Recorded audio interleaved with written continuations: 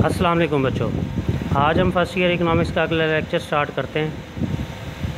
बच्चों आज 12 अगस्त सन 2020 तारीख है और हमारा टॉपिक है पैदाइश बर पैमाना कबीर के फ़वाइद, merits of large scale production.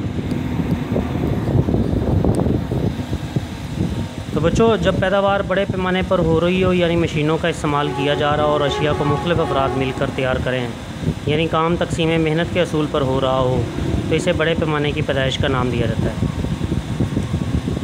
बड़े पैमाने की पैदाइश के अहम फ़वाइद दर्जेल हैं। नंबर 1, तकसीम कार, डिवीज़न ऑफ लेबर। पैमाना कबीर पर तकसीम कार का असूल अपनाया जाता है जिससे काम मुख्तलिफ़ हिस्सों में बढ़ जाता है।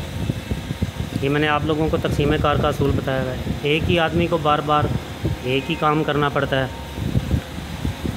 इससे उस शख्स के अंदर महारत और चाबकदस्ती पैदा हो जाती है और इसकी इस्तेदाद कार बढ़ जाती है, यानी वो कम वक्त में कम लागत पर ज़्यादा मकदार में अशिया तैयार कर लेता है।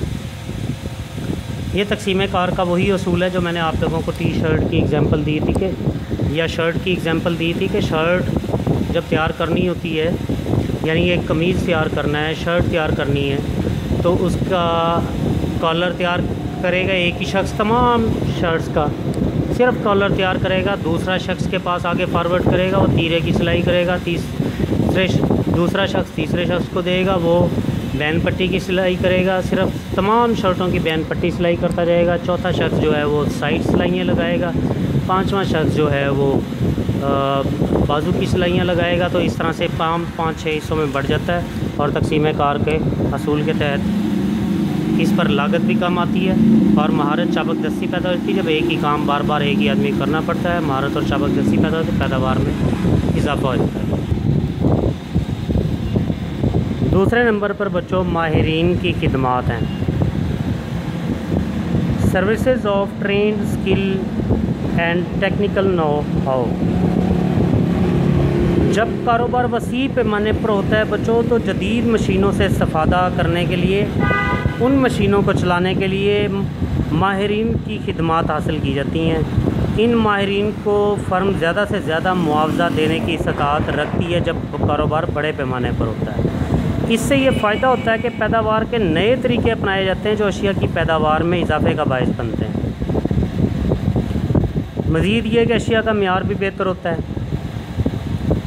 लागत कम हो जाती है, पैदावार ज़्यादा होती है और ये किफ़ायतें हासिल हो जाती हैं, अशिया का मियार भी बेहतर होता है। बच्चों तीसरी जो है वो फ़ायदा ये है बड़े पैमाने पर अशिया को पैदा करने का कि ख़रीदो फ़रोख्त में भी किफ़ायतें होती हैं।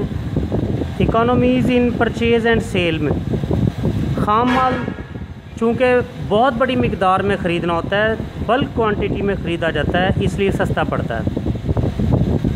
और इसी तरह तैयार शुदा माल दूर दराज मंडियों में जहां कीमतें बुलंद हों वहां पर भेजा भी जा सकता है जिससे ज़्यादा कीमत वसूल करके ज़्यादा मुनाफा कमाया जाता है। ये भी जो है फ़ायदा हासिल हो जाता है बड़े पैमाने पर अशिया पैदा करने का। चौथे नंबर पर मुस्तकिल अखराजात में कमी है। फ़र्म के कुछ मुस्तकिल मसारफ होते हैं, कुछ मुइना मसारफ होते हैं। जो कारोबार बंद हो या चालू फ़र्म को हर हाल में बर्दाश्त करना पड़ते हैं, यानी कारोबार बंद हो या चालू फ़र्म को हर हाल में मुइना मसारफ मुश्किल मसारफ बर्दाश्त करने पड़ते हैं, यानी इमारत की तामीर का ख़र्च, मशीनों की कीमत, मुस्तकिल मुलाजमीन की तनख्वाहें, इमारत का किराया वगैरह।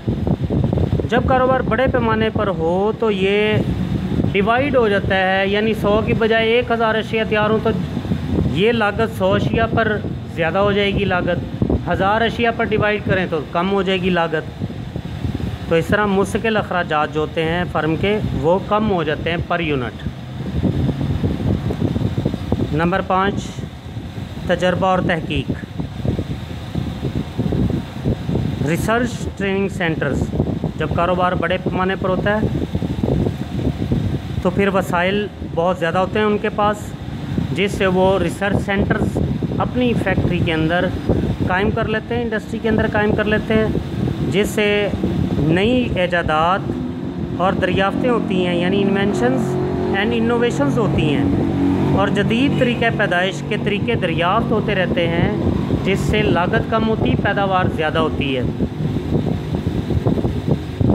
फिर मुरम्मत गाहों का क़याम अमल में आ जाता है। रिपेयरिंग सेंटर्स, कारखानों के करीब ही मुरम्मत गाहें, वर्कशॉप्स कायम हो जाती। लिहाजा जब भी फैक्ट्री के अंदर कोई मशीनरी ख़राब हो जाती है, उसमें ख़राबी पैदा हो जाती है, तो उसको करीबी वर्कशॉप पर, करीबी मुरम्मत गाह पर ले जाकर मशीनों की ख़राबी को जल्द अज जल्द दूर करने में मदद मिल जाती है। इस तरह वक्त की भी बचत होती है और पैसे की भी बचत होती है, तो ये भी फ़ायदा हो जाता है बड़े पैमाने पर कारोबार करने का। नंबर 7 पर ज़िमनी पैदावार है यूज़ ऑफ वेस्ट मटीरियल या यूज़ ऑफ बाई प्रोडक्ट्स। जब बड़े पैमाने पर कारोबार हो रहा होता है तो जो बचा खुचा माल होता है उसे दोबारा इस्तेमाल में लाया जाता है और उससे मज़ीद दीगर अशिया पैदा की जाती हैं, उन्हें उससे ज़ाया नहीं किया जाता और उसकी कीमत वसूल की जाती है। मसलन कपड़े के कारखाने में जो नाकिस किस्म का धागा बचा हुआ होता है उससे दरियाँ बना ली जाती हैं और उन्हें फ़रोख्त करके उसकी कीमत वसूल की जाती है।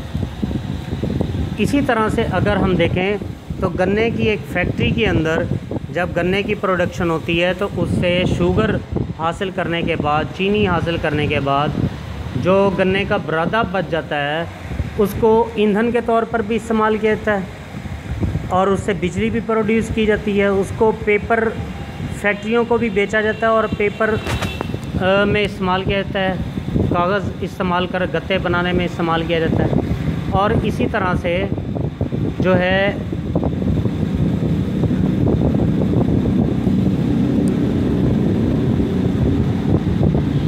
इसको जो है ईंटों के भट्ठे वालों को भी बेचा जाता है और वो भट्ठा जलाते हैं, इससे ईंधन के तौर पर इसको इस्तेमाल करते हैं, इसको ज़ाया नहीं किया जाता। तो ज़िमनी पैदावारें हासिल की जाती हैं बड़े पैमाने के कारोबार पर और ये बचतें भी इनको हो जाती हैं, ये फ़ायदा हासिल हो जाता है बड़े पैमाने पर कारोबार करने से। 8वें नंबर पर बच्चों नशर व अशात है, एडवर्टीज़मेंट है। चूँकि बड़े पैमाने पर कारोबार होता है, बल्क क्वांटिटी में माल ख़रीदा बेचा जाता है और करोड़ों अरबों रुपए कमाया जाता है, लिहाजा एडवर्टीज़मेंट के ज़रिए, नशर व अशात के ज़रिए शय की पब्लिसिटी की जाती है। कमर्शल एड्स वगैरह बनाए जाते हैं जो हम टेलीविज़न पर, अखबारात, रसाला जात, रेडियो, टेलीविज़न के ज़रिए जो है हम देखते हैं और फिर चीज़ की डिमांड करते हैं तो पूरे मुल्क में शय की मौसर पब्लिसिटी की जाती है और शय की तलब को बढ़ाया जाता है। तो इस तरह से ये भी एक फ़ायदा होता है, शय की तलब क्रिएट की जाती है। लेकिन ये भी लागत में शामिल करके, कीमत में शामिल करके शय की सार्फिन से वसूल कर लिया जाता है। बच्चों आज मैं यहाँ पर जो है 8 फ़वाइद हमने स्टडी किए हैं। ये 8 फ़वाइद के बाद बाकी जो 7 फ़वाइद रहते हैं इनको हम कल करेंगे इंशाल्लाह स्टडी। आज का लेक्चर यहाँ पे ख़त्म होता है। अल्लाह हाफिज़, अस्सलाम वालेकुम।